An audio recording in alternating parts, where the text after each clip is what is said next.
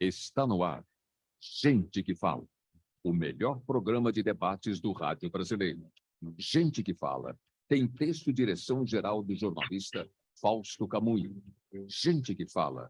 Reúne de segunda a sexta-feira formadores de opinião para discutir as principais notícias do dia. Gente que Fala. Tem o selo de qualidade APCOM. Olá, olá, boa tarde. O programa Gente que Fala está começando ao vivo pela Rádio 365, a sua rádio de todos os dias, com transmissão também pela UTV, a TV da internet e pelas redes sociais, Instagram, Facebook, o nosso canal no YouTube, tudo à sua disposição para você acompanhar essa nossa jornada de hoje, quarta-feira. Até 1 da tarde a gente quer você aí curtindo, comentando, compartilhando a nossa transmissão. Participe também pelo WhatsApp, fazendo perguntas aos entrevistados de hoje. 973350038 é o número. Mais uma vez, 973350038. Eu sou Mauro Friesman, 12:02. Hoje é quarta-feira, você conhece o nosso espaço aqui, os assuntos neste dia sempre voltados para a gente falar sobre saúde, sobre bem-estar e também comportamento. Então vamos apresentar os nossos convidados de hoje, que vocês vão conhecer a partir de agora. Doutora Tereza Loureiro, médica geneticista com atuação em oncogenética no Instituto de Oncologia Santa Paula e também DASA Genômica. Tudo bem, doutora Tereza? Bem-vinda, obrigado mais uma vez por colaborar com a gente. Boa tarde a todos, é um prazer estar com vocês. Também com a gente aqui para essa conversa, a Daniele Lanzer, cientista e pesquisadora aposentada, idealizadora do projeto Vibrar com Parkinson. Já esteve também com a gente aqui no programa e volta aqui para uma nova conversa com a gente. Tudo bem, Daniele? Boa tarde, Mauro. Boa tarde, pessoal. Obrigada aí pelo convite. Mais uma vez, uma oportunidade para poder falar um pouco mais de detalhes. Obrigado pela presença, Daniele. Dr. Kleber Paiva Duarte, neurocirurgião, ele é médico do grupo de coluna do Instituto do Câncer e do Núcleo de Medicina Avançada do Hospital Sírio-Libanês, também coordenador do Serviço de Neurocirurgia Funcional do Hospital das Clínicas da Faculdade de Medicina da Universidade de São Paulo. Dr. Kleber, bem-vindo mais uma vez com a gente também. Boa tarde, tudo bem? Boa tarde, boa tarde. Muito obrigado aí pela participação. É satisfação estar com vocês nessa tarde. Vamos ao nosso primeiro assunto desta quarta-feira, 12:03 agora, no programa Gente que Fala. Olha, pessoal, o governo federal liberou nessa semana repasses adicionais de R$2 bilhões para 3.288 entidades filantrópicas com atuação em 1.700 municípios. Os recursos são destinados ao custeio de procedimentos de média e alta complexidade no SUS, que se tornaram prioridade da gestão Lula na área. As instituições filantrópicas respondem atualmente por 60% dos atendimentos e internações de alta complexidade pelo SUS. Doutora Tereza, para falar sobre essa medida, afinal de contas, como eu destaquei aqui na nota, existe essa intenção, essa preocupação do governo federal, na verdade, para diminuir o tamanho das filas das cirurgias eletivas, né? Tem todo um trabalho fundamental, claro, feito aí na atenção primária, nos cuidados da medicina da família, mas a preocupação do governo também nessa parte. E para isso, essa liberação das verbas, desses recursos para as entidades filantrópicas ligadas ao SUS. Como é que você avalia esse momento? É um momento muito importante para a gestão da saúde, né? A gente sabe que as pessoas, se espera que esse acesso à saúde se dê a partir da atenção primária, mas existem múltiplas portas de entradas possíveis dentro do Sistema Único de Saúde. Esse sistema ele é complexo e congrega várias instâncias, né, de complexidade. Para a gente diminuir essas filas, é preciso que haja cooperação, sem dúvida, sempre com uma boa gestão desses recursos públicos destinados. São vários pilares, na verdade. Os recursos sempre são fundamentais, né? A gente vê, quando o assunto é saúde, muita coisa nesse sentido. Você puxa o cobertor dali e falta do outro lado, porque o cobertor é sempre curto, né? E esse valor realmente, de fato, não é o suficiente, mas é um início aí de caminhada para essa intenção do governo de diminuir as filas, né? Então, quais são os outros pilares que são fundamentais também, claro, além do dinheiro? Doutora. Quando eu falo gestão de recursos, é para além da gestão do dinheiro, né? A gestão do tempo, a gestão do tempo das pessoas, do bom uso dos equipamentos. Então, tudo isso tem que ser integrado e avaliado.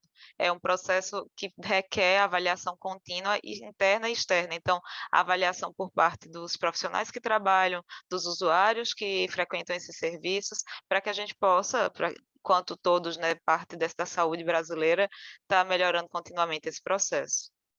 Sim. Doutor Kleber Duarte, o seu olhar sobre esse nosso tema, o governo federal, portanto, liberando 2 bilhões de reais para as entidades filantrópicas ligadas ao Sistema Único de Saúde e o objetivo, a diminuição das filas nas cirurgias eletivas. Como é que o senhor avalia esse momento? Com olhar também a partir da sua própria área, né, de atuação na medicina. Não, assim, agora recentemente nós vamos ter que cuidar de medicamentos que são injetáveis, que se faz uma punção na coluna para crianças com uma doença que atrofia a musculatura. E é uma doença muito rara e a medicação é muito cara. Então, a gestão de recursos não é você usar todos os recursos que tem disponíveis somente no atendimento primário. As pessoas que têm diagnóstico de doenças raras ou de doenças que demandam tratamento de média ou de alta complexidade, os recursos também, a tendência está sendo cada vez mais de se criar centros de referência para tratamento dessas condições. Então, essas crianças que têm essa amiotropia espinal, elas vão receber a medicação em 4, acho que vão ser 4 centros ao redor do estado de São Paulo. Então, as crianças vão ser encaminhadas para lá, por quê? Porque, com isso, a dispensação da medicação, o estoque dessa medicação, a utilização da medicação, utilizar, por exemplo, num único dia, faz mais de uma criança, então você otimiza os recursos. Então, mesmo a medicação custando cara, se você organiza, você melhora a utilização dos recursos públicos. Eu acho que o grande desafio, aquilo que a doutora falou é essencial, o grande desafio não é somente o recurso, mas é também um desafio de gestão. Sim. Daniele Lanzer, seu olhar sobre esse tema, o governo federal libera 2 bilhões de reais para as entidades filantrópicas ligadas ao Sistema Único de Saúde. Seu áudio fechado, Daniele. O microfone está fechado. Vamos lá, agora vai. Vamos lá. O governo tem essas liberações de verba, né, de recursos, mas sempre são insuficientes.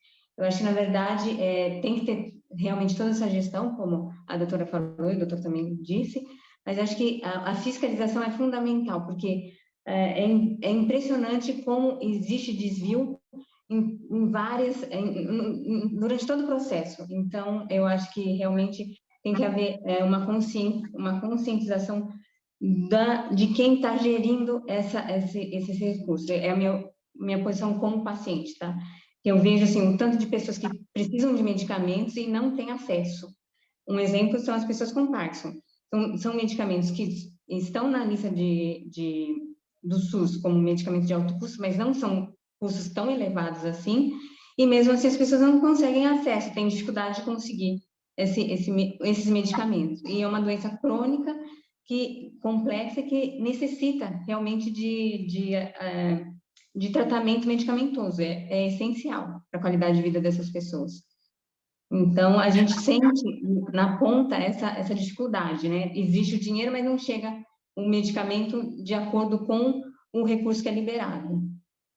Sim, e os pacientes com Parkinson têm sofrido, de certa maneira, com essa dificuldade no medicamento, na ponta ali, para o paciente? Sim, já aconteceu, acontece com frequência, isso é recorrente. Na época que o deputado Ricardo Izar estava no mandato dele, isso faz uns 2 anos mais ou menos, toda hora ele tentava marcar reunião com o pessoal do SUS, do Ministério da Saúde, a gente reclamava sobre essa questão, dessa demanda, e aí eles falavam assim, a gente libera o dinheiro, só que assim, o remédio não chega, entendeu? Porque tem a questão federal, municipal e estadual. E aí, cada um fala assim, lava as suas mãos. A gente está liberando, mas e onde? Eu falei assim, então está tendo um precipício aí, um gargalo. Onde está esse remédio que não chega? E aí é sempre assim, a gente tem que brigar, lutar, reclamar, e mesmo assim muita gente fica sem medicação. Meio-dia e 10, programa Gente que Fala, edição de quarta-feira, com os assuntos da saúde, do bem-estar e do comportamento, aqui pela Rádio 365, a sua rádio de todos os dias, também com transmissão pela UTV, a TV da internet, e pelas redes sociais, Instagram, Facebook e o nosso canal no YouTube. A gente vai falar de um outro assunto agora aqui. Na novela Travessia, da TV Globo, Glória Pérez, autora, trouxe à tona um assunto que pouco se fala, né? A gente não costuma ouvir falar a respeito. Ela colocou a personagem Brisa, que a atriz Luci Alves interpreta, como portadora de quimerismo, uma condição genética muito rara onde o indivíduo possui 2 ou mais conjuntos de células geneticamente distintos. A condição registra apenas 40 pessoas no mundo, que têm 2 sequências de DNA diferentes. É, de certo modo, como se existissem 2 pessoas no mesmo corpo. Então, a gente vai explicar o que é essa condição quimerismo com a doutora Tereza. 40 pessoas no mundo é uma situação bastante raríssima, não é, doutora Tereza? Sim, Mauro, extremamente raro. Certamente há mais pessoas do que estas. Essas foram as que foram descobertas, reportadas. Eu tive a oportunidade de conhecer um paciente com quimerismo, mas o quimerismo em si, ele pode ser um quimerismo não artificial, natural, que seria quando pode acontecer, por exemplo, durante uma gestação gemelar, em que gêmeos não idênticos, a gente sabe que tem aqueles gêmeos que são idênticos e outros que não são idênticos. Se porventura um destes vier a óbito precocemente e essas células forem incorporadas pelo embriãozinho que está em desenvolvimento, a pessoa não vai saber, mas uma parte de si, às vezes é uma gestação que não evoluiu tão precocemente que os pais nem sabiam que esperavam gemelares, e aí aquele bebê que vai nascer com linhagens das células do bebê que não prosseguiu e as próprias, né, dele. Isso seria um quimerismo natural. Mas existe, enquanto quimera, pensando em linhagens de 2 linhagens no mesmo indivíduo, isso pode se dever de uma forma artificial ou não natural, que seriam os tratamentos. Então, aquela pessoa que recebe um transplante, de certa maneira, também terá uma linhagem de células que é diferente da sua original. Uma pessoa que recebe um transplante de medula, por exemplo, no seu sangue haverá circulação de células que são geneticamente diferentes das células de outros tecidos seus.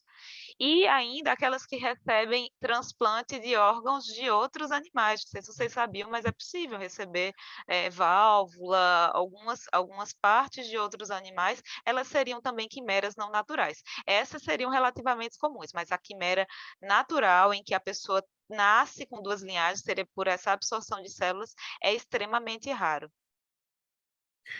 Quais são as implicações do quimerismo, seja ele natural ou artificial, no dia a dia dessas pessoas? Elas têm algum tipo de dificuldade, têm problemas de saúde mais complexos por conta desta condição? Não é um problema. Acontece que nessa absorção de células do quimerismo natural, por que esse feto veio a óbito? Às vezes ele por si, aquele que teve as células absorvidas, tinha sim algum problema cromossômico. Então, quando há essa absorção, aquelas células que são derivadas daquelas originalmente alteradas, aí sim poderia se manifestar, por exemplo, por alterações na aparência da pele, daquelas células que foram originadas a partir daquelas que eram já originalmente alteradas. Isso seria o problema. Seria o problema se uma das linhagens tiver alguma consequência. Uma situação curiosa, se porventura uma das linhagens desse origem a um ovário e outra a um testículo. Então a pessoa seria o hermafroditismo verdadeiro, digamos assim. Esse termo não se usa mais, tá? Mas só para ficar numa linguagem mais fácil de ser entendida, a pessoa teria gônada, que é o órgão que produz óvulo, espermatozoides, de gêneros, de sexos diferentes. E enquanto no que diz respeito aos transplantes, uma vez que sejam células diferentes daquelas originais da pessoa, pode acontecer a rejeição a esses órgãos. Então, faz parte do protocolo de tratamento que essas pessoas sejam monitoradas, tenham um controle da sua imunidade, para evitar que o corpo acabe se autoagredindo a partir da rejeição desse tecido novo. Bom, certamente a medicina, a ciência, não é, doutora Tereza, tem condições de identificar essa condição durante o pré-natal, né? Já no início ali da gestação já é possível saber.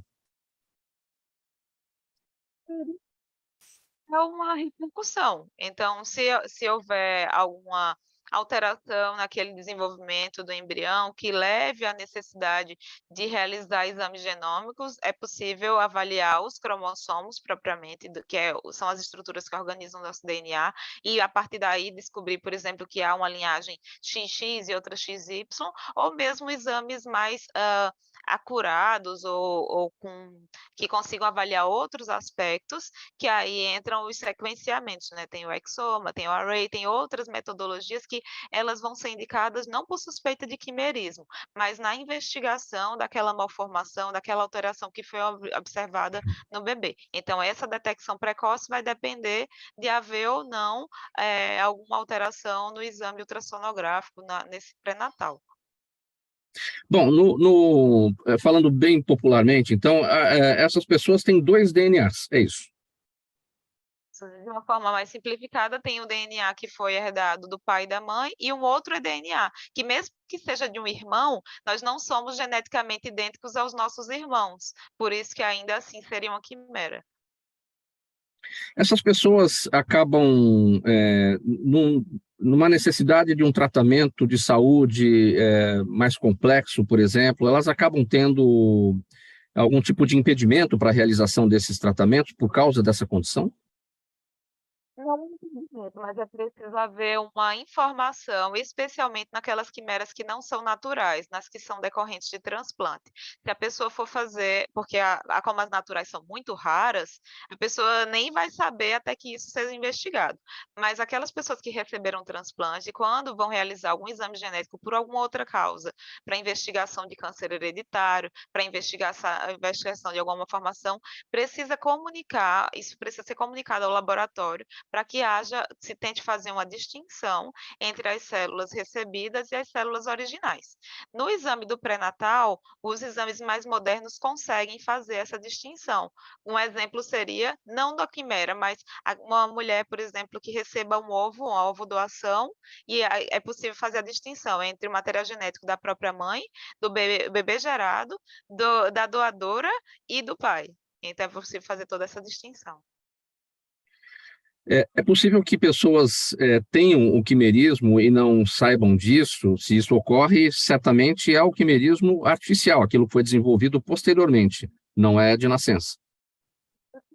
Na verdade, o artificial seria o decorrente de transplantes, então a pessoa sabe que foi transplantada.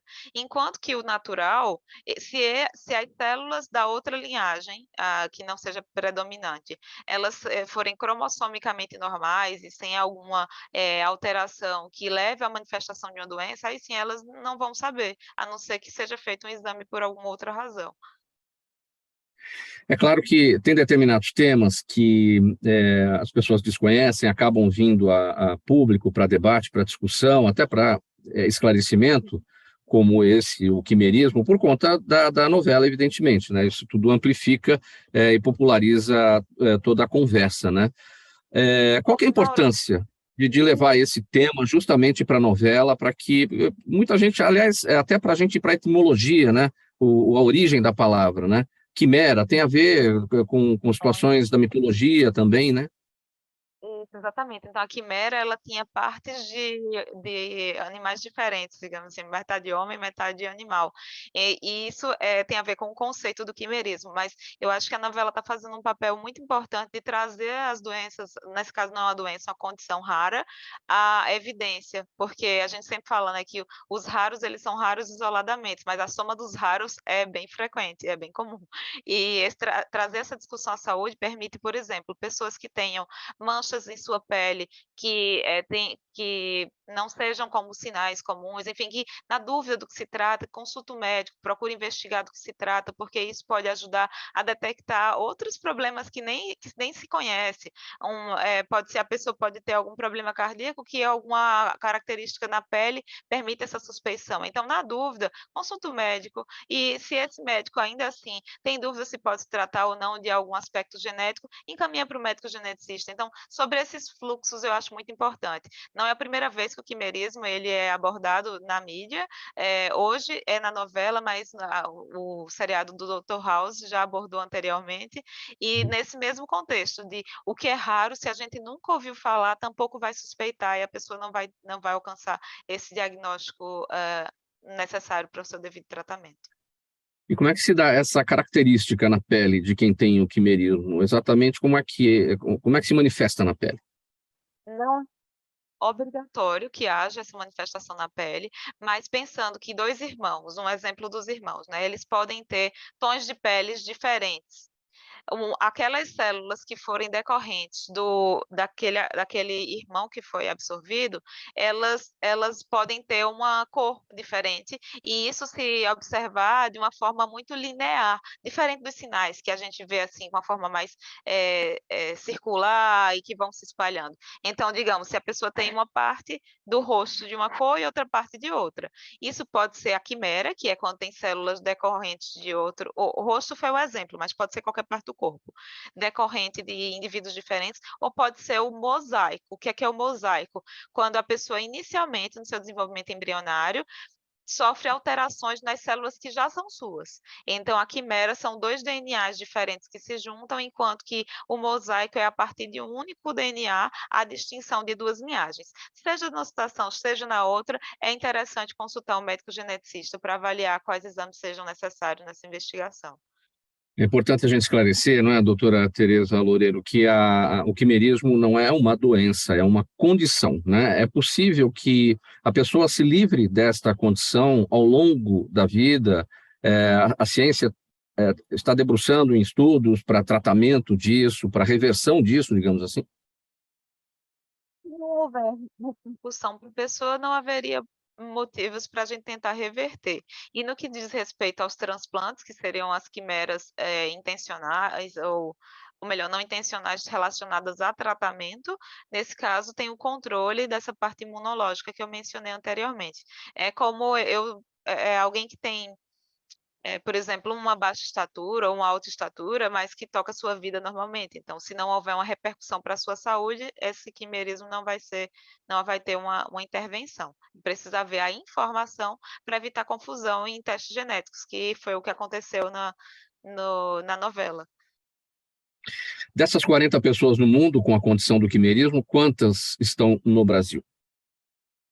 Eu não tenho essa informação, Mauro, mas eu reforço que esse número deve estar subestimado, porque essas pessoas vieram ser diagnosticadas ou porque uma das linhagens tinha um problema, ou por um achado incidental. Fizeram o exame por alguma outra razão e acabaram encontrando. Uma pessoa pode estar fazendo um cariótipo, que é um exame que olha esses cromossomos no contexto de infertilidade, e acabar descobrindo isso, sem que isso seja a causa base da sua queixa. Vai ter uma relação indireta se houver um comprometimento do testículo, do ovário, mas não necessariamente. Queria ouvir o Dr. Kleber Duarte também a respeito desse tema. Dr. Kleber, já teve conhecimento de algum paciente nesta condição do quimerismo na sua vida profissional? Pois é só um caso.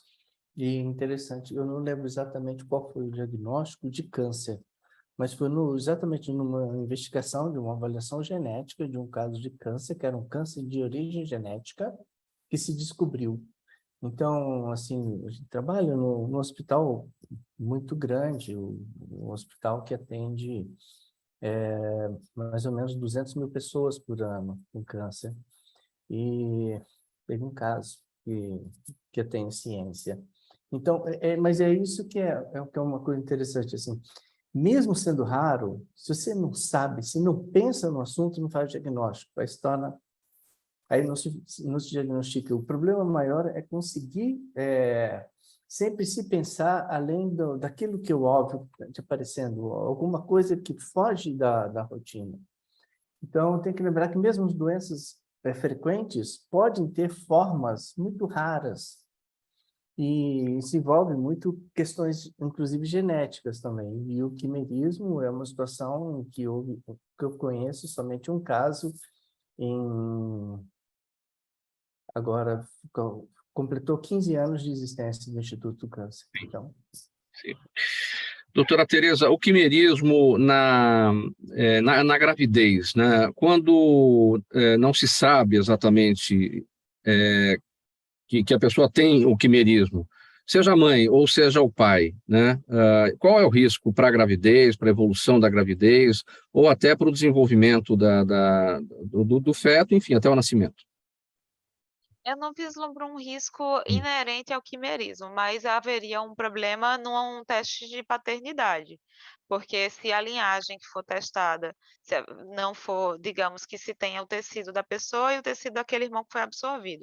Se o tecido que foi coletado para fazer o teste de paternidade não era o da pessoa, era do outro, não condiz com o tecido do testículo, do ovário, o resultado vai dar diferente. Foi nesse contexto que, inclusive, a novela acabou trazendo essa repercussão. Então, não é o quimerismo em si um problema, ele é mesmo uma condição, não é uma doença, né? Ele pode acabar sendo descoberto a partir de alguma doença que uma das linhagens celulares venha a desenvolver. Sim, a descoberta da paternidade de uma pessoa com quimerismo fica inviabilizada. O exame de DNA não reconhece. Se o tecido que for testado não for condizente com o do ovário ou do testículo que originou o bebê, aí o resultado vai dar errado. Poderia indicar que é aparentado, que é um tio, mas não vai dar que é o pai ou a mãe. Sim.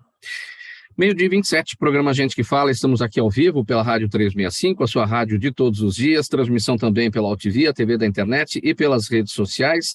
Vamos trocar o assunto aqui. Quarta-feira, sempre as questões da saúde, do bem-estar e do comportamento para a gente tratar, debater e analisar. Para falar agora com a doutora Daniele Lanzer, sobre o seguinte, a doutora Daniele Lanzer, ela é doutora em ciências e pesquisadora aposentada, recebeu o diagnóstico de Parkinson quando tinha 36 anos de idade. A gente já trouxe ela aqui para o programa, ela já contou toda a sua condição numa outra ocasião. Quando soube do Parkinson, esse choque fez com que ela conhecesse outras pessoas com o mesmo diagnóstico e idealizou o projeto Vibrar com o Parkinson, que desde 2014 divulga informações com o objetivo de auxiliar na melhoria da qualidade de vida das pessoas com Parkinson. Para esse mês de abril, já está no finalzinho, né, que é dedicado à conscientização da doença, a gente vai destacar aqui sobre esses objetivos, que é sensibilizar a população para combater o preconceito e a discriminação. Hoje já é dia 26, não é, doutora Daniele? A gente está no final do mês. O que já ocorreu até aqui em relação às atividades voltadas para alertar a população, sensibilizar, conscientizar todo mundo no combate ao preconceito e à discriminação com relação às pessoas que têm Parkinson? Então, Mauro, só destacando, realmente o mês de abril é dedicado, né, à conscientização da doença de Parkinson, um mês que a gente tem espaço na mídia, né, um espaço maior para poder falar sobre a doença, mas a gente tem a doença o ano inteiro, então a gente não para, a gente tenta sempre manter esse assunto, né, falar, discutir, passar informações para as pessoas, tanto as que têm a doença para poder melhorar a sua condição, como também para conscientizar a população. Esse ano a gente conseguiu ter um destaque maior em relação à conscientização através da Lei Tulipa Vermelha, que foi implementada em vários municípios, principalmente do estado de São Paulo, mas também pelo Brasil, outros estados e algumas capitais. E é importante manter esse trabalho, porque as pessoas sofrem, né, o tempo todo, tem a dificuldade de acesso a tratamento, dificuldade de acesso a medicamento, e a questão também da discriminação, preconceito, constrangimento. Eu vou citar rapidamente aqui um caso que aconteceu se não me engano foi em Bauru, um senhor que foi agredido por falta de conhecimento, né? Ele estava com um tremor nas mãos, colocou as mãos no bolso, porque ele se sentiu com vergonha de estar evidenciando esse tremor, e uma adolescente viu e achou que ele estava cometendo um ato obsceno. chamou o pai dela, e o pai dela foi lá e agrediu esse senhor, entendeu? Porque não sabia. Então, houve falta, lógico, de comunicação e também de conhecimento. E isso acabou afetando muito a vida desse senhor, ele quase veio a óbito, ficou 3 meses internado na UTI e perdeu a visão de um dos olhos. Então, isso é um caso, né? Mas acontece isso o tempo todo, porque as pessoas associam o Parkinson somente a pessoas idosas, pessoas jovens como eu, que têm crescido muito o número de casos. Isso também é importante ser divulgado, porque as pessoas começam a apresentar sintomas e relacionam a outras coisas, acho que pode, né? Buscam profissionais, às vezes, errado, acaba, às vezes, sendo submetidas a cirurgias ortopédicas sem necessidade. Então, assim, são várias questões que é importantíssimo manter esse assunto em evidência, ainda mais que a partir a expectativa é que em 2040, por exemplo, o número de casos de Parkinson seja o dobro do que se tem hoje, que são 7 milhões no mundo todo. Então, é algo, assim, que realmente tem que ser levado em consideração e as pessoas têm que ter consciência do que é a doença de Parkinson. De fato, doutora Daniele, as pessoas associam a doença de Parkinson com os mais velhos, né? E a gente precisa alertar aqui, como você já falou, sobre a precocidade da doença de Parkinson muitas vezes, né? Você acabou identificando a condição com 36 anos de idade. Por que essa precocidade? O que tem acontecido? O que a ciência já sabe a respeito? Então, na verdade, geralmente casos jovens está associado à genética, mas também tem a questão ambiental. Aí o Dr. Kleber pode falar melhor disso em seguida, mas o estilo de vida, o estresse, né? Muitas pessoas, praticamente 99% dos casos, pelo menos dos que eu conheço, está associado a um gatilho, a um trauma emocional. No meu caso foi assim também. Então, provavelmente eu já tinha predisposição genética e os acontecimentos, né, os fatores externos propiciaram para que eu desenvolvesse, a partir dos 30 anos, os sintomas motores. E aí, devido à minha idade e à questão do perfil dos meus sintomas, das características dos meus sintomas, o meu diagnóstico demorou 6 anos. Então, foi um diagnóstico muito demorado. Quando eu recebi, já estava com muitos sintomas, a doença já tinha avançado bastante, e eu perdi um período aí importante que eu poderia ter tido uma qualidade de vida muito melhor por receber um tratamento adequado, se eu tivesse recebido um tratamento adequado. Quem na família, doutora Daniele, tinha a mesma condição? Ninguém? Ninguém, no meu caso, ninguém. Sim, aí a condição genética veio na sua geração. Isso, pelo menos assim, eu resgatei toda a história, tanto da família do meu pai como da minha mãe, e não tem nenhum. Mas, assim, eu conheço várias pessoas com Parkinson de início jovem que têm casos na família. Ou pai, ou mãe, ou avó, enfim. Geralmente isso é comum você identificar, já tem a pessoa com Parkinson de início jovem já tem uma história familiar. Sim. Vamos ouvir aqui, então, o Dr. Kleber Duarte. Eu vou fazer o mesmo questionamento em relação à precocidade, Dr. Kleber. O que a ciência já sabe a respeito? Tem a condição genética, claro, mas tem um gatilho, né? Como destacou a doutora Daniele, emocionais, enfim, gatilhos de diversos, são coisas do ambiente mesmo, né? Existe uma questão em Parkinson que é bem evidente. Assim, a linhagem, você ter Parkinson na família, ter toda uma herança, um histórico familiar muito forte de Parkinson não é a regra. São poucos os casos que têm história de se repetir o caso de Parkinson na família. Outras doenças, leva de distúrbio de movimento, tem isso um pouco mais frequente. Mas eu queria retomar uma outra coisa. A pessoa, quando faz o diagnóstico de Parkinson, não é porque naquele momento descobre que ela tem Parkinson. Naquele momento se dá o diagnóstico de uma doença que, às vezes, já está se instalando há muitos anos, há décadas, às vezes.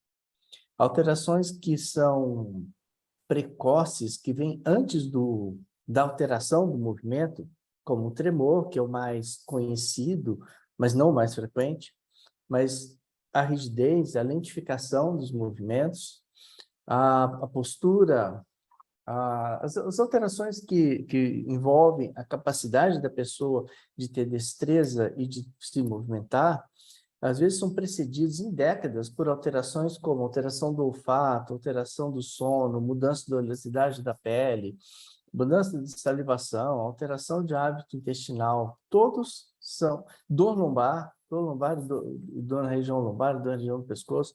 Todos esses são sintomas muito precoces do Parkinson. Muitas vezes acabam levando as pessoas a procurarem algum tipo de assistência focada exclusivamente naquela queixa, naquele sintoma. Por isso que, inclusive, isso deve sempre ser orientado, né? A doutora pode falar isso muito mais em doenças raras, que é você sempre pensar na pessoa como um todo. Entende? Assim, então, uma pessoa que chega no consultório para ser atendido com uma queixa específica, a tendência é sempre examinar a pessoa inteira. Porque condições outras, às vezes, podem ter sinais muito incipientes, muito discretos, e que acabam demandando que se investigue. E quanto mais tempo você levar para poder fazer aquele diagnóstico, pior é. Então, isso acontece muito no Parkinson e em outras condições raras que acontecem fora da idade, maior referência. Doutora Tereza Loureiro, quais são os desafios da medicina no sentido de identificar nas pessoas com a devida antecedência aquelas que são sujeitas a ter as doenças neurodegenerativas, o Parkinson, Alzheimer, a esclerose lateral amiotrófica, enfim, quais são os desafios nesse caminho? Eu achei muito interessante que a gente consegue conectar os temas que a gente discutiu nessa tarde. Então, quando a gente pensa em gestão de recursos, quando a gente pensa em diagnóstico de situações raras, ou mesmo quando doenças relativamente comuns, como o Parkinson, acontecem na faixa etária que não é habitual, no caso da doutora Daniele. Quando a gente pensa em tudo isso, e retomando a fala do doutor Kleber aí sobre entender o indivíduo como um todo, sempre que numa prática clínica se depara com um diagnóstico numa idade mais precoce do que o habitual, acometendo um sexo diferente do habitual, acometendo múltiplos sistemas numa mesma pessoa, ou mesmo múltiplas gerações, isso são os gatilhos, ou melhor, são os alertas, as bandeirinhas vermelhas para a gente pensar que merece uma investigação genética. A gente nunca pode esquecer que, por mais que nós herdemos o material genético do nosso pai, da nossa mãe, pequenas alterações acontecem durante o início do nosso desenvolvimento, quando a gente tem um embriãozinho, e que essas características vão acontecer daí para frente. Por isso que nos casos dos pacientes com Parkinson em idade precoce, dos pacientes com distúrbio do movimento, vale a pena fazer investigação genética, mesmo na ausência de história familiar, quando isso se dá dentro dessas bandeirinhas que eu falei, né, de alerta, quando isso se dá de uma maneira mais precoce. E entender também que a tecnologia ainda tem limitações, a gente já evoluiu muito. Hoje, assim, no Brasil, a gente realiza exames com a mesma qualidade que é feito em outros países, enfim, em termos de... A gente está num patamar equivalente no que existe possível, mas esse possível não está de uma forma ainda tão disponível para a população. Muitos desses exames que são benéficos, mesmo que tenha estudos de custo-efetividade em outros países, ainda não foi possível disponibilizar de uma forma mais aberta para a nossa população. E, além dessa questão do possível de disponibilizar, existe aquele desconhecido, que eu falo que o que a gente chama de acaso é o apelido da nossa ignorância, tem muito a ser descoberto pela frente. Então, estamos nesse momento, né, de a tecnologia que anda a passos largos, mas que ainda não está acessível para todos, e o muito que falta ser conhecido e integrado. Era nesse ponto que eu queria chegar, doutora Tereza, esse gargalo, ou seja, a tecnologia está aí, mas não é para todo mundo, está pelo mundo afora, mas não está para o Brasil, nem para o setor público, né, quem diria, né, para o setor público, e nem também para quem tem planos de saúde, né, esses exames também não têm cobertura dos planos de saúde. E quando são feitos aqui, né, porque são todos geralmente feitos fora, praticamente, né? No caso do Parkinson precoce, infelizmente, ele ainda não, ao que eu saiba, não foi incorporado plenamente aí as operadoras de saúde. Mas, em outros casos, como o câncer hereditário, que eu atuo no cotidiano, aqueles casos de maior suspeição de ser desses que passa de uma geração para outra, que pode ser prevenido, já foram incorporados, pelo menos para os convênios, né, para as operadoras de saúde, ainda não para o Sistema Único de Saúde. E a gente já faz, sim, os exames que a gente faz são de uma qualidade equivalente, nesse aspecto genômico, pelo menos, de outros países. O que falta é mesmo essa gestão do recurso. Eu tive a oportunidade de fazer parte da minha residência médica em Portugal, que é um país europeu, mas que não é um país assim tão rico quanto outros, e lá os exames genéticos fazem parte do sistema público de saúde por conta desses estudos, que existem procedimentos muito relacionados aí ao que o doutor Kleber falou da medicação para amiotrofia espinhal, que parecem muito caros, mas quando se pesa o custo que teria, só falando da parte material, sem falar de toda a repercussão humana mesmo, dessas repercussões ao longo da vida do indivíduo, que aquele custo ele se paga e se cobre, especialmente aí nessa parte do câncer hereditário, o exame ou mesmo o procedimento preventivo, uma cirurgia, vai ser mais barato do que tratar aquele tumor numa fase avançada. Isso pode se extrapolar para outras áreas da medicina. 12h41 agora, a gente vai seguir com esse tema aqui do Parkinson, dizendo o seguinte: de acordo com os especialistas, há uma forma de Parkinson em que há o predomínio de tremores e sintomas como a lentificação dos movimentos e a rigidez, e há uma outra forma em que a pessoa não treme, mas os movimentos são lentos, o corpo é rígido e a postura é curvada. Para muitos desses casos, é indicada a estimulação cerebral profunda. O que vem a ser, Dr. Kleber? Só me permite um momento, só para fazer justamente uma interligação com o que a doutora Tereza tinha comentado. Algumas doenças, por exemplo, existe uma forma de doença de estudo do movimento que se chama de distonia. Existem alguns tipos genéticos de distonia que, quando se faz o diagnóstico, por exemplo, o tratamento cirúrgico desse implante desses sistemas para estimulação cerebral profunda se faz numa outra etapa que você faria em pessoas que têm uma distonia, mas que não têm essa alteração genética.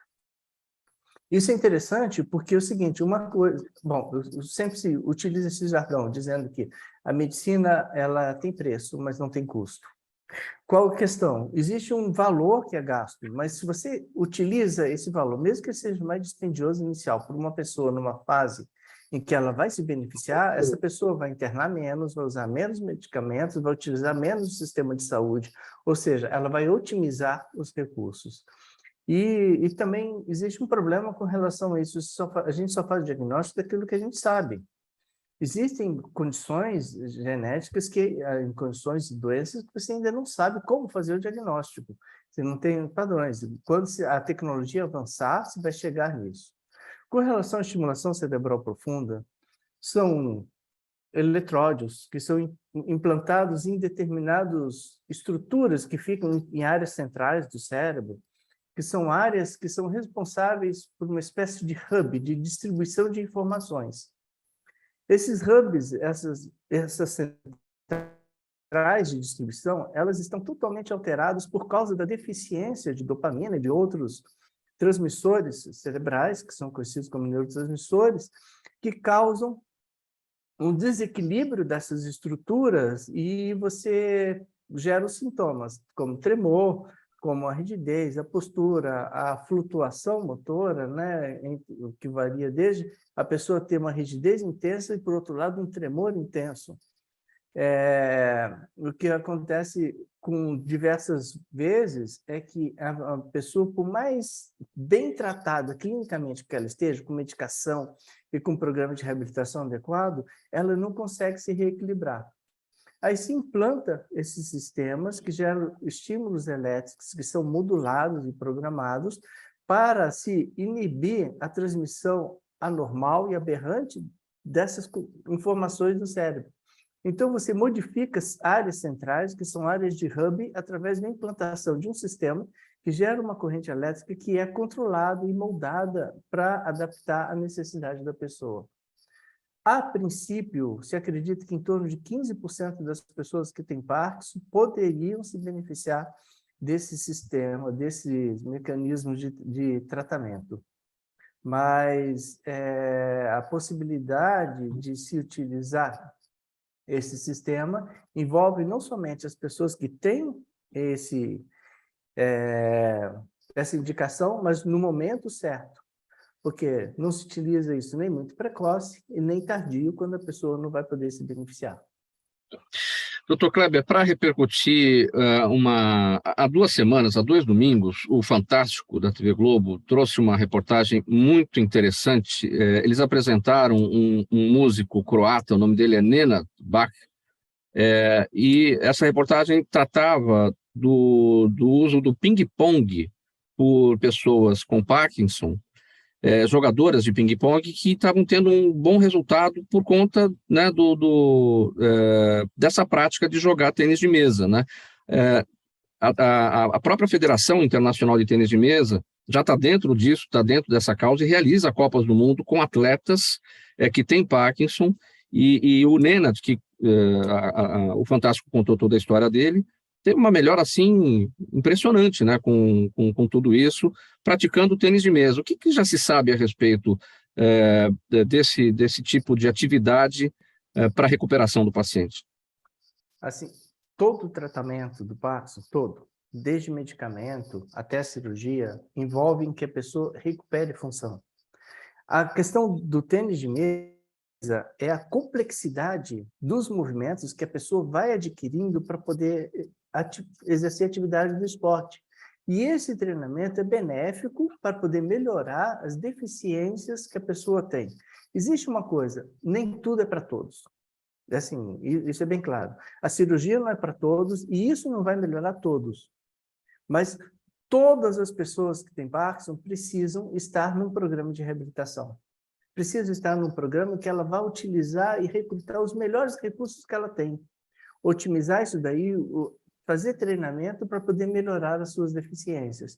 E a medicação e a cirurgia, ela é feita para poder melhorar isso.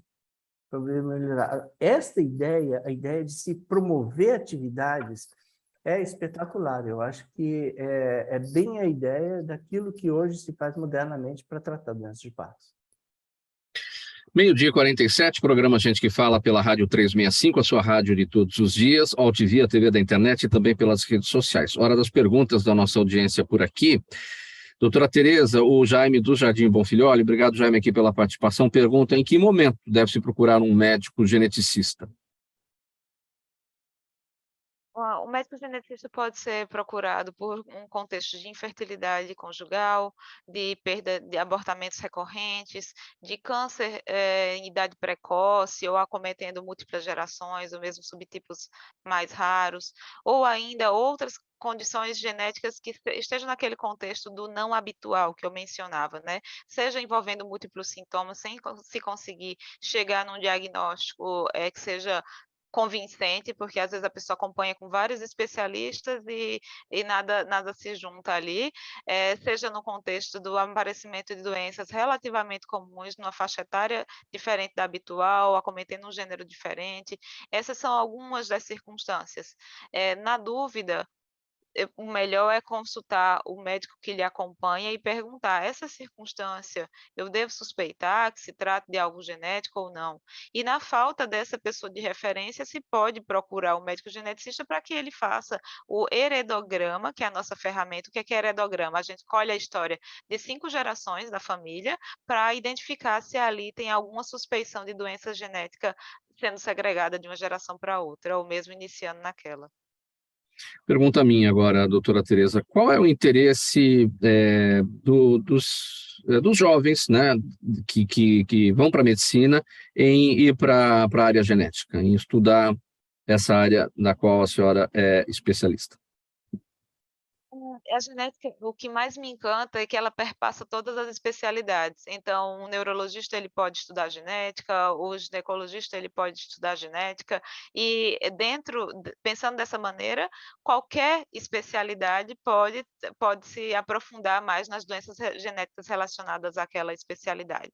A genética em si, enquanto especialidade, a genética médica, no Brasil, ela foi reconhecida já há 30 e tantos anos, foi um dos pioneiros, na verdade, no mundo a reconhecê-la como especialidade, e ela tem esse diferencial de, a partir daí, estudar os outros sistemas. Mas ambos os caminhos são possíveis, e eu acredito que esse interesse entre os jovens médicos tem crescido exponencialmente, porque também há a oferta de exames que são definidores de conduta, que mudam a história de vida das pessoas, tem se tornado também mais acessível, mais possível e mais até necessário para uma boa prática clínica.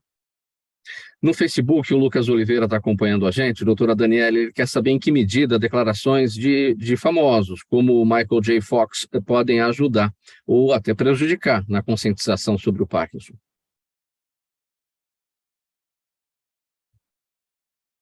Doutora Daniela? Tá, o áudio fechou. No caso do Michael J. Fox, ele tem uma fundação, né, que ele criou, ele já tem a doença há mais de 20 anos, ele tem feito um trabalho fantástico de divulgação e incentivo a pesquisas e também de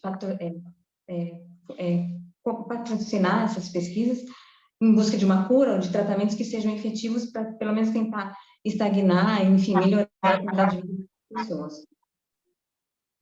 Doutor Kleber, Juliana Rocha está no Instagram, quer saber sobre se existem sintomas do Parkinson que podem ser detectados antes dos tremores. O problema todo é que esses sintomas são muito genéricos. Uma pessoa que tem alteração do sono, como que vai suspeitar que tem Parkinson? Uma pessoa que... E, assim, não adianta muito raramente fazer um teste genético genérico, desses praticamente quase que de farmácia hoje em dia, vai ajudar. Ou seja, na realidade, precisaria, dentro do contexto, a pessoa ser examinada. A história ser colhida, a história pregressa ser colhida, ela ser examinada e se avaliar se existem alguns outros sinais que indiquem alguma suspeita de Parkinson. Porque, por exemplo, quais são as condições que causam alterações de sono? Muitas, diversas. Quais são os sintomas que causam depressão? A própria depressão em si pode ser a doença principal, mas depressão é um sintoma muito precoce do Parkinson. Então, é ficar atento. Surgiram sintomas novos, diferentes, que você percebe, pode um pouquinho, não custa nada. Pergunta para um profissional. Outra pergunta. Assim, não, perdão. Pode concluir, pode concluir. Outra pergunta aqui vem da Mariane Gontijo, doutor Kleber, ela está no YouTube. O canabidiol, ela pergunta, pode ser usado no tratamento do Parkinson? O canabidiol não é uma medicação usada para tratar Parkinson.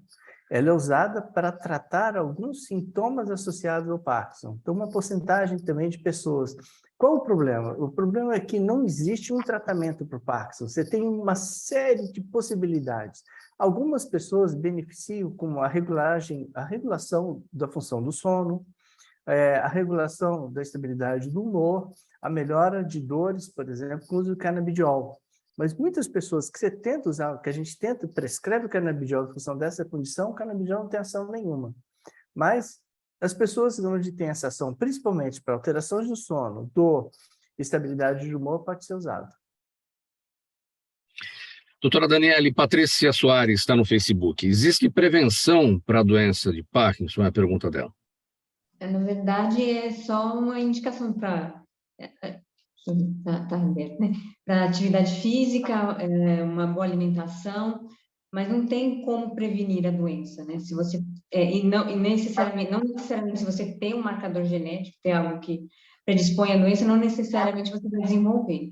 Então, inclusive, eu até gostaria de fazer um comentário aqui em relação ao que a doutora Teresa tinha comentado. Eu tenho uma amiga, né, que tem Parkinson e ela tem um filho. E ela falou, eu estou morrendo de medo que ele desenvolva Parkinson, vou fazer teste.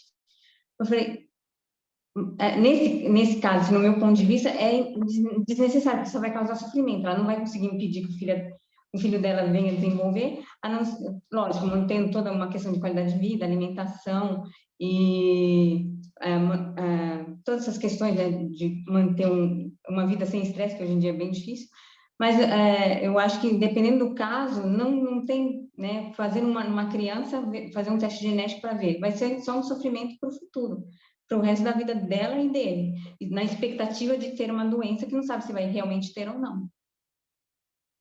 Sim. Doutora Tereza, pode seguir. É muito importante retomar a fala, tanto da doutora Daniela quanto do doutor Kleber, que não existe check-up genômico.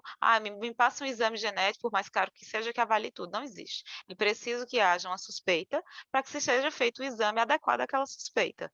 E pensando em quando realizar e por que realizar o exame.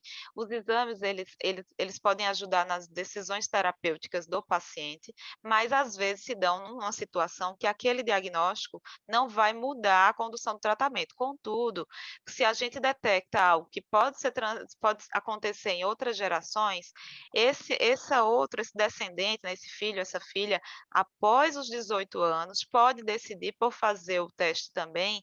Para quê? Não para viver em angústia, para que seja esclarecido que no surgimento daqueles sintomas muito inespecíficos que o Dr. Kleber mencionou, que precisa ser avaliado por um especialista, porque para ele não é tão inespecífico assim, é um inespecífico que tem uma suspeita, uma probabilidade maior de desenvolver. Essas doenças de desenvolvimento na vida adulta, a decisão por testá-las ou não sempre deve ser pelo indivíduo em idade adulta. Voltando, né, o teste direto ao consumidor, que é esse que o Dr. Kleber até mencionou, ele chamou de teste de farmácia, ele não diagnostica essas condições, ele tem uma outra utilidade, mas que não é essa de diagnóstico de doenças específicas, tá bem? E a última pergunta, doutora Tereza, Marcelo Gouveia está acompanhando a gente pela nossa transmissão no Now TV. Ainda estamos muito longe de uma vacina contra o câncer, ele pergunta. Câncer é uma doença heterogênea, um nome genérico que a gente usa para um conjunto de células que funciona de uma forma errada, de uma forma diferente daquelas células saudáveis. Então, para cada tipo de câncer, na verdade, o câncer, mesmo que seja de um mesmo órgão, câncer de mama, existe câncer de mama com comportamento e outros cânceres com outro comportamento. O que a gente tem encontrado é até semelhanças entre cânceres diferentes, mas que têm, às vezes, uma semelhança imunológica, uma semelhança genética, que ajuda na desenvolvimento de estratégias desse tratamento. Eu não acredito numa cura única contra o câncer, mas no aprimoramento nas diversas estratégias de combate à doença, que tem o próprio tumor tem diferentes estratégias de sobrevivência, a gente teria que atacar essas diferentes estratégias. Vamos partir aqui para o encerramento, as despedidas de cada um. Doutora Tereza está com a palavra, sua mensagem final e seus canais, doutora. Eu agradeço por esse espaço para a gente falar sobre saúde. Conscientização em saúde é sempre muito importante, porque a gente não depende só de médicos para o diagnóstico. As pessoas ajudam a orientar as outras quando a suspeitar que algo não está bem. E, além disso, eu me disponho a conversar com vocês sobre genética. O meu canal é o @genéticaconvida, tudo junto. E a gente pode continuar essa conversa em outras instâncias. Eu estou aberta aqui a outros convites para a gente falar sobre genética, falar sobre saúde. Poucos segundos, Daniela, sua despedida e seus canais. Gostaria de agradecer a oportunidade e quem tiver interesse em conhecer mais, saber sobre a doença de Parkinson, o Instagram, @vibrarcomparkinson e o site www.vibrarcomparkinson.com.br. Obrigada. Doutor Kleber Duarte, poucos segundos, suas despedidas e seus canais. Então, obrigado. Espero ter ajudado. Entrar em contato com o Dr. Kleber Duarte. Seria o canal do Instagram e também o www.kleber.duarte. Obrigado. Obrigado pela presença de vocês aqui nessa edição do programa Gente que Fala de quarta-feira, com os assuntos da saúde, do bem-estar e do comportamento. Agradecimento em nome de toda a nossa equipe. Estiveram com a gente hoje a doutora Tereza Loureiro, médica geneticista com atuação em oncogenética, no Instituto de Oncologia Santa Paula e também na DASA Genômica, doutora Daniele Lanzer, cientista e pesquisadora aposentada, idealizadora do projeto Vibrar com Parkinson, doutor Kleber Paiva Duarte, neurocirurgião, médico do grupo de coluna do Instituto do Câncer e do Instituto de Medicina Avançada do Hospital Sírio-Libanês, também coordenador do Serviço de Neurocirurgia Funcional do Hospital das Clínicas da Faculdade de Medicina da USP. Programa Gente que Fala, a realização da ABCOM, apresentação minha, Mauro Friesman, pauta e redação do Pedro Schiavon, Zênio da Salvato, nossa diretora de produção, jornalista Fausto Camunha, nosso diretor-geral. Você, espectador, você ouvinte, é a nossa razão, ou a razão da nossa presença aqui todos os dias. A gente se despede por aqui, para voltar amanhã, a partir do meio-dia, pela Rádio 365, a sua rádio de todos os dias, também pela UTV, a TV da internet e pelas redes sociais. Chegando agora aqui na 365, o Lucas Neto com o programa O Melhor para a Melhor Idade. 1 minuto para 1 da tarde. Um abraço a todos. Bom programa, Lucas. Tchau, até amanhã. Só um pouquinho, gente. Fiquem aí.